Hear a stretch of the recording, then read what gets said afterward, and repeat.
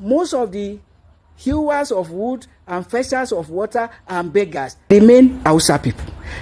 I never saw any Yoruba beggar. So it was not part of Yoruba culture for anybody to be going around as a beggar, as a professional beggar, feeding on begging. No. Providentially, I grew into the African communal life. It's not peculiar to the Yorubas, but Africa in general. Yes, the Hausa people are Africans. So what led to their becoming beggars since more than 2 centuries? And they are still in the majority beggars of Nigeria. What happened? The peculiarity is the Fulani jihadist wars, with which the Fulanis took over the Hausa land and many northern parts of Nigeria, imposing Islam on them, taking over their lands and becoming the rulers of the land in the name of God and Islam. So the Hausa people became second class or third class citizens in their fatherlands. And unlike any other people that I know in Nigeria, most of the hewers of wood and fetchers of water and beggars have been and remain Hausa people. Except that as this Islamic imperialism spread to other parts of Yoruba land,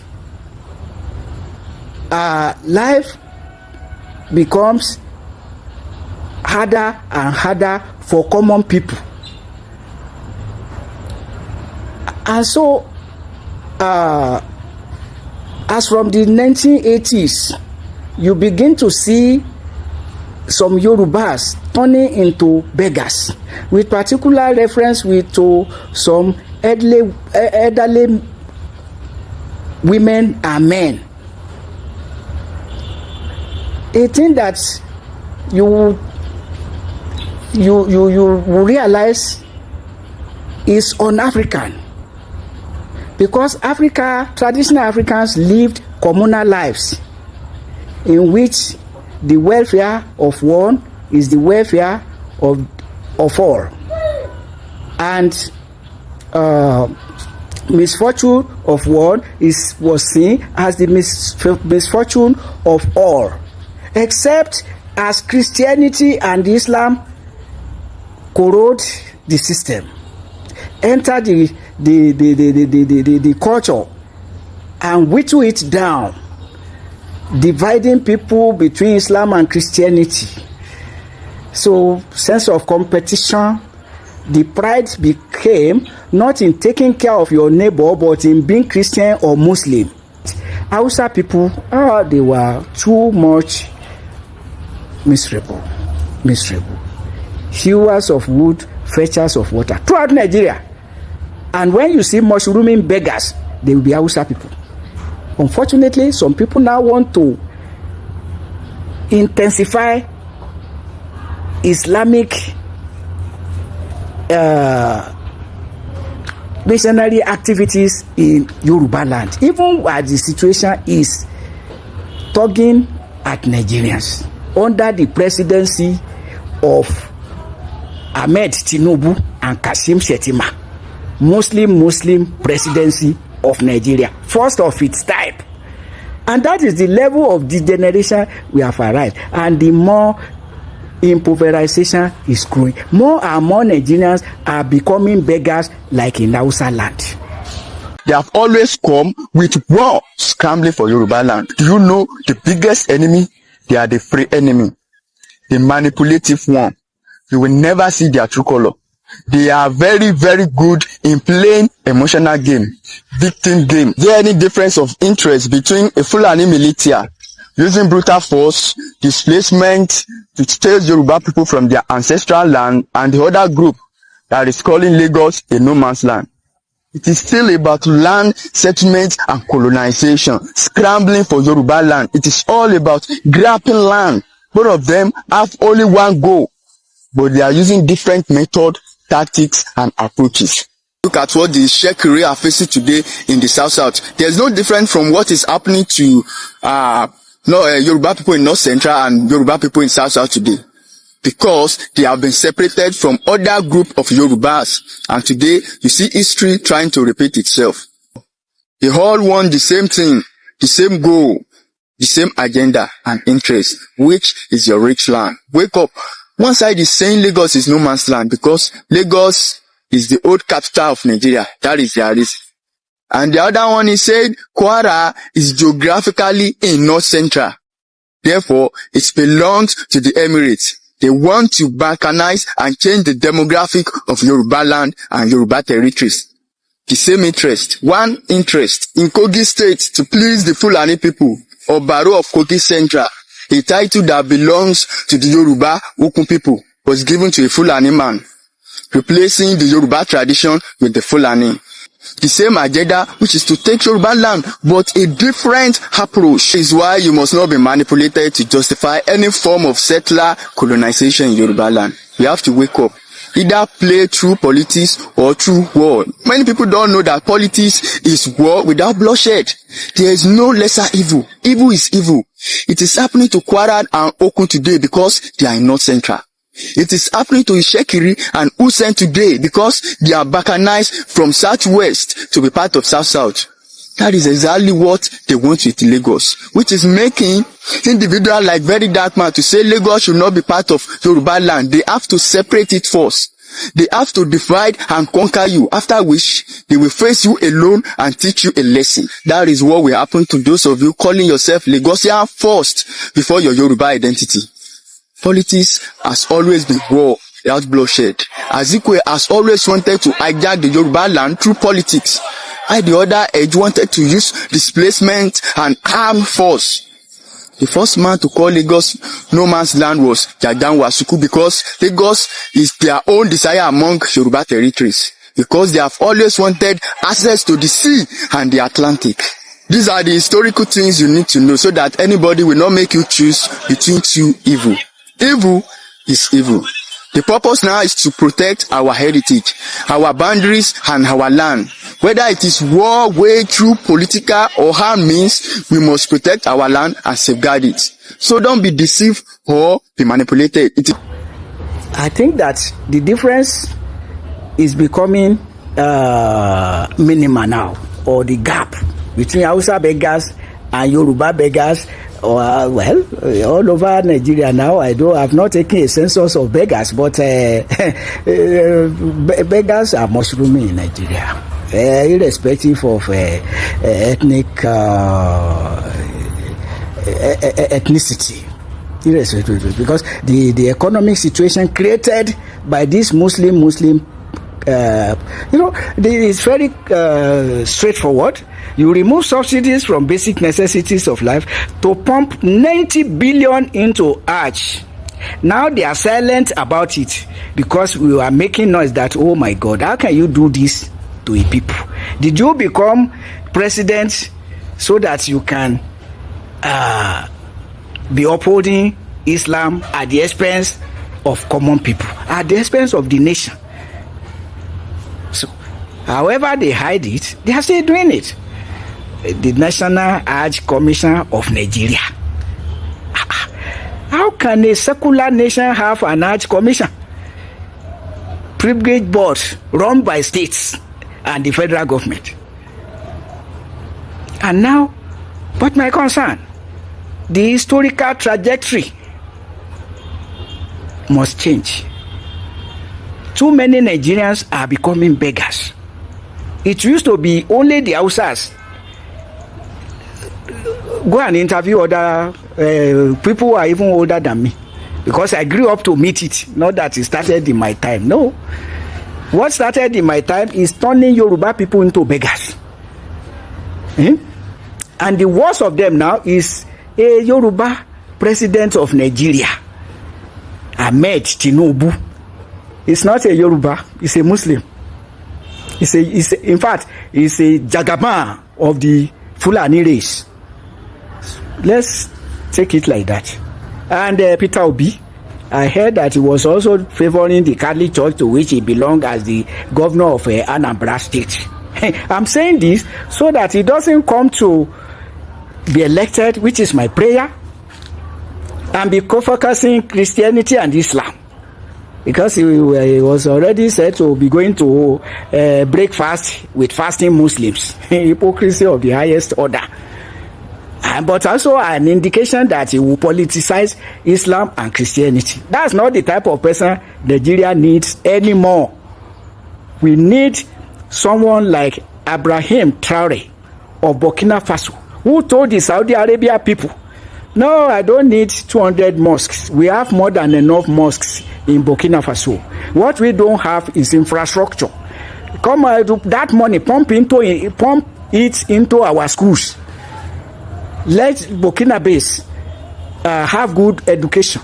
Let them raise them in technology and things like that. That is the type of leader we now need. Not the one who will turn everybody into beggars, as it were, claiming fuel subsidy and removing other subsidies from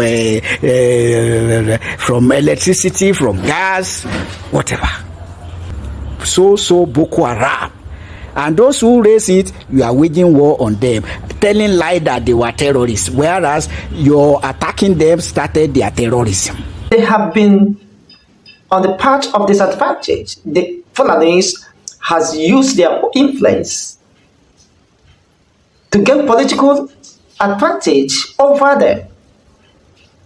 Now it is very clear that the intention of the Fulanis was to subjugate them, marginalize them, and it is becoming very clear that they are almost irrelevant in matters of politics or economic decisions that borders on the interests of the North. They have discovered they are nowhere to be found in the scheme of events and within the political arena. There have not been any prominent northern elites that is of Hausa extraction, to the point that they are now regretting that the way they accommodated the Hausas, they thought they were their brothers, the Islamic brothers. But now the Fulanis are making it very clear that it's all about ethnic dominance, exclusive dominance and control. That despite sharing, of course, similarities or the same religion, that what matters is what is playing key in deciding who controls the economy, the political decisions in the North is ethnic-centric. Against this background, the Hausas has never had any political group or pressure group that is protecting the interests of the Hausas. The Fulani has the Arewas, the Fulani has the Mieti Allah. All these political or sociocultural interest group are defending the interests of an average Fulani man. They are projecting the interests of the Fulanis. This is to tell you how politically sound and calculative an average Fulani is. Unfortunately, using the population of other minorities, of other ethnic nationalities within the North to achieve the agenda of exclusive dominance. They're not complaining their own sanity, which Daura happens to be the cradle of the traditional monarchical system, has collapsed, being replaced or dominated by the Sokoto Caliphate. And they have vowed, never again will this happen. We are rising to the occasion. We are going to face the tides. We are going to correct the anomalies, the errors of the past. Our lands have been ceded to the Fulanis. They produce the emirs. They have replaced our Sarikis, monarchical system of leadership, that is of Hausa origin. Similar to this is what the Ilaje group are doing in Lagos State. Of recent, you saw the Ilaje group, they came up, they expressed their grievances and frustration, accusing the Yoruba from other southwestern states of usurping the rights of the two Lagosian indigenes and constituting public political conflicts, land disputes, and social conflicts, while sidelining the aborigines, those whose indigenous state is Lagos. That the Lagos people cannot lose their rights at the altar of migration. That other Yorubas who came from different states now claiming Lagosians are the ones usurping the entire political and economic resources that was meant for Lagos people, while Lagosians are now watching helplessly as slaves in their supposed states, taking decisions, political and economic decisions that does not go down well with the Lagos people or more equal.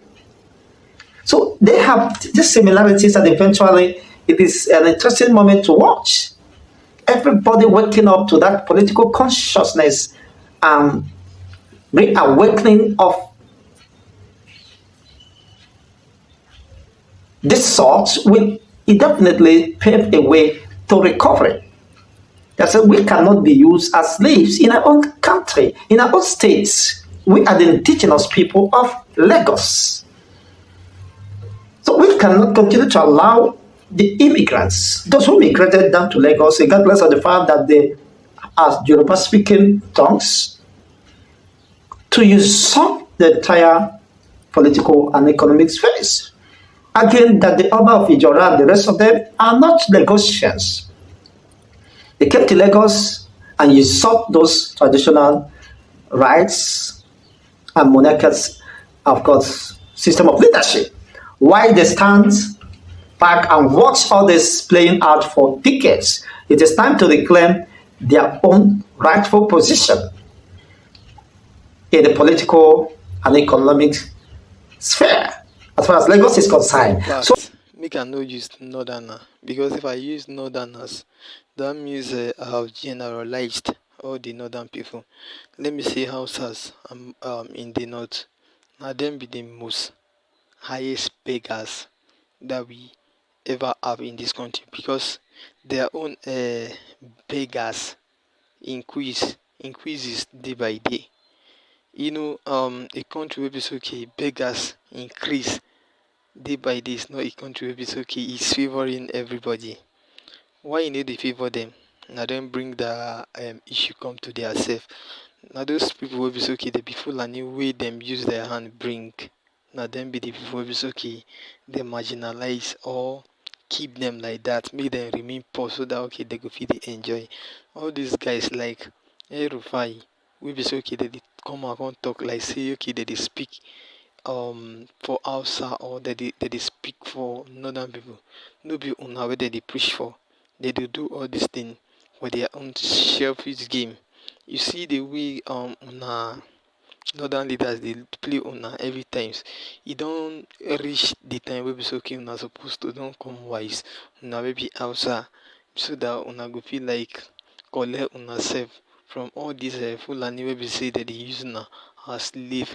E don dey reach dat time now. So if una know wetin good for una, make una beg any region, either south people or any region wey be say okay e go fit allow una wey be say una go fit dey with am, so that una go fit dey with am benefit or enjoy dis country. Na so e just be.